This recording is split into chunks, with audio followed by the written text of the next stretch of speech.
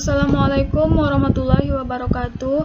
Perkenalkan, nama saya Elvina Febriani dengan NIM 19042055. Kali ini saya akan mempresentasikan mengenai kekuatan dan politik dalam organisasi. Sebelumnya tentu saja kita harus mengetahui apa itu kekuatan dan apa itu politik. Kekuatan adalah hal positif yang dimiliki perusahaan terkait Kekuatan adalah hal positif yang dimiliki oleh perusahaan atau organisasi terkait dengan keunggulan kompetitif seperti jumlah aset, pegawai, modal, teknologi, hak paten, pengetahuan, jaringan, lokasi strategis, dan reputasi baik. Selanjutnya, politik adalah suatu yang berkaitan dengan urusan penyelenggaraan pemerintah dan negara, serta politik juga salah satu usaha atau strategi yang ditempuh oleh warga negara untuk mendapatkan, merebut, dan mempertahankan kekuasaan di masyarakat untuk mewujudkan kesejahteraan bersama. Selanjutnya ada pengertian kekuatan politik. Kekuatan politik merupakan aktor-aktor politik maupun lembaga-lembaga yang memainkan perannya dalam kehidupan berpolitik yang bertujuan untuk mempengaruhi proses pengambilan keputusan politik. Kekuatan-kekuatan politik ini berperan sebagai penopang sistem politik untuk mempengaruhi terhadap pemerintahan.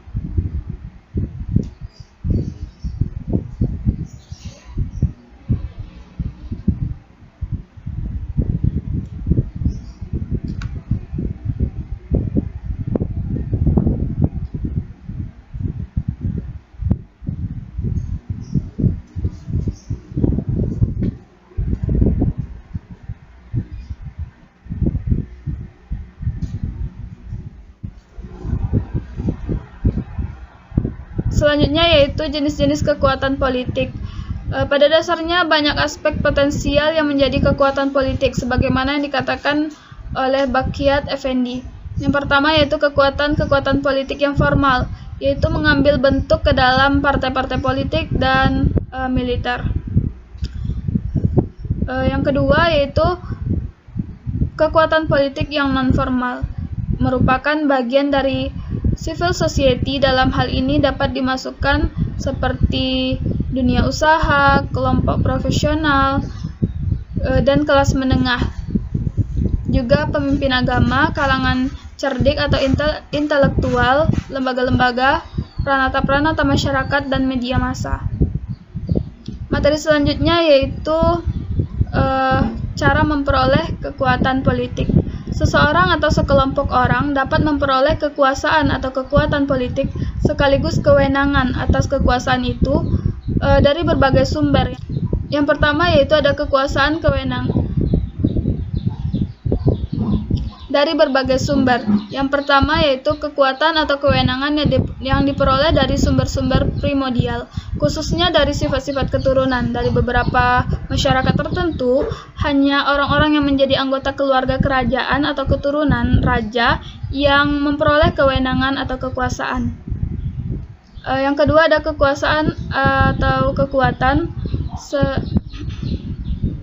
Yang kedua ada kekuatan atau kewenangan yang dapat diperoleh dari sumber-sumber yang dianggap suci, yaitu dari Tuhan. Sumber kewenangan ini menunjukkan bahwa hak atau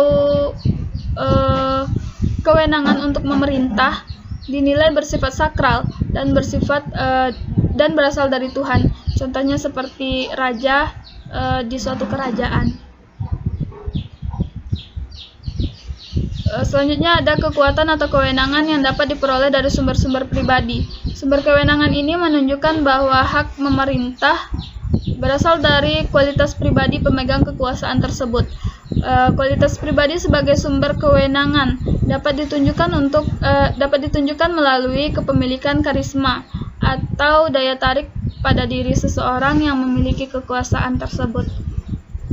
Selanjutnya ada kekuatan atau kewenangan yang dapat diperoleh dari sumber-sumber instrumental.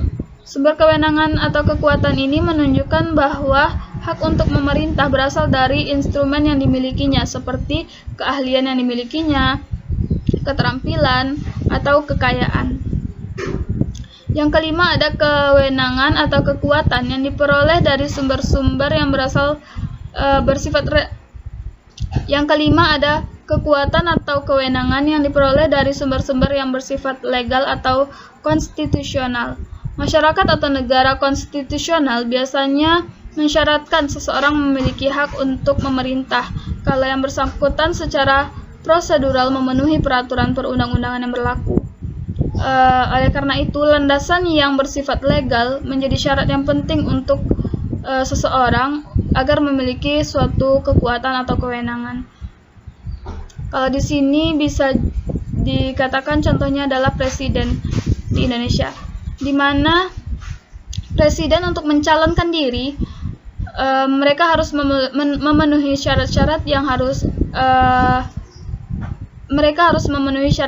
yang ditentukan oleh undang-undang seperti agama,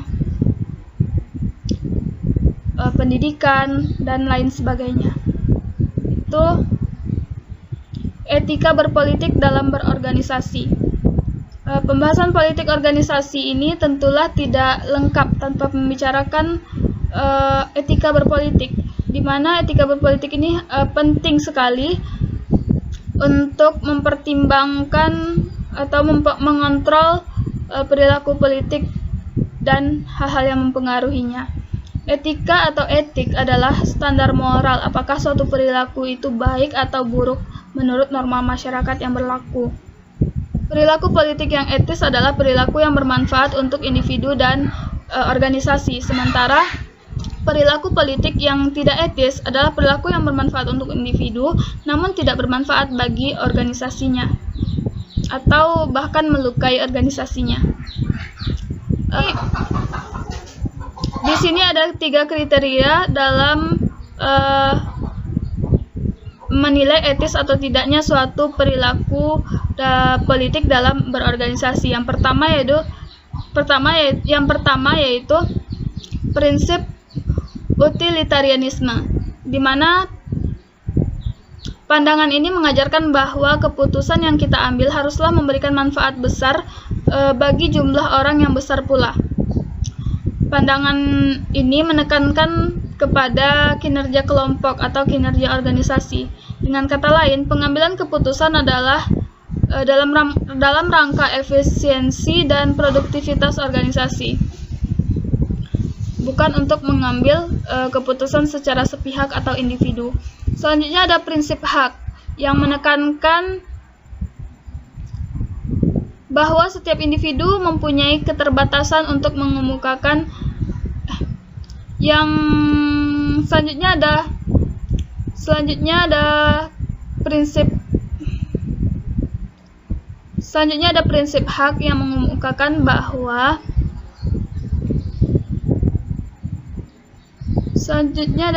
hak yang mengemukakan bahwa setiap individu mempunyai kebebasan untuk mengemukakan pendapat atau hak untuk berbicara.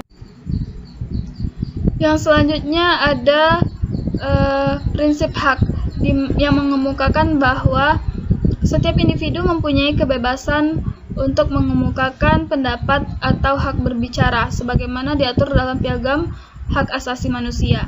Dan selanjutnya dan yang terakhir ada keadilan, prinsip keadilan yang mengisyaratkan individu untuk memberlakukan atau menegakkan aturan-aturan secara adil dan tidak berat sebelah, sehingga terdapat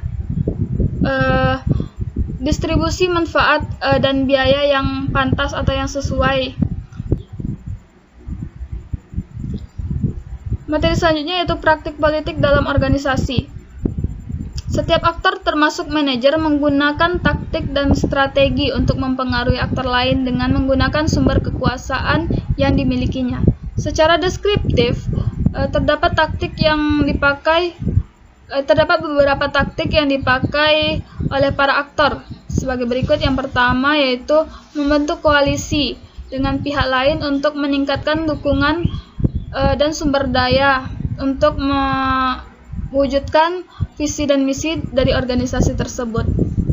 Yang kedua ada menciptakan suasana atau seremoni dan simbol untuk membentuk persepsi dan perilaku orang-orang sesuai dengan peranan dan fungsinya. Selanjutnya ada mentransformasikan kepentingan kita menjadi kepentingan pihak lain dengan mengubah persepsi dan tindakan pihak lain. Yang selanjutnya, memperluas jumlah pemain yang terlibat dalam suatu isu yang menjadi kepentingan kita untuk mendapatkan perhatian yang lebih luas. Dan yang selanjutnya ada melaksanakan negosiasi dan tawar-menawar dengan pihak lain yang bersinggungan dengan kepentingan kita untuk mendapatkan kompromi. Dan yang terakhir adalah memilih waktu yang tepat untuk setiap tindakan agar situasi menguntungkan bagi semua pihak. Baiklah, saya rasa demikian materi yang dapat saya sampaikan. Salah dan khilaf mohon dimaafkan. Wabillahi taufiq wal hidayah. Wassalamualaikum warahmatullahi wabarakatuh.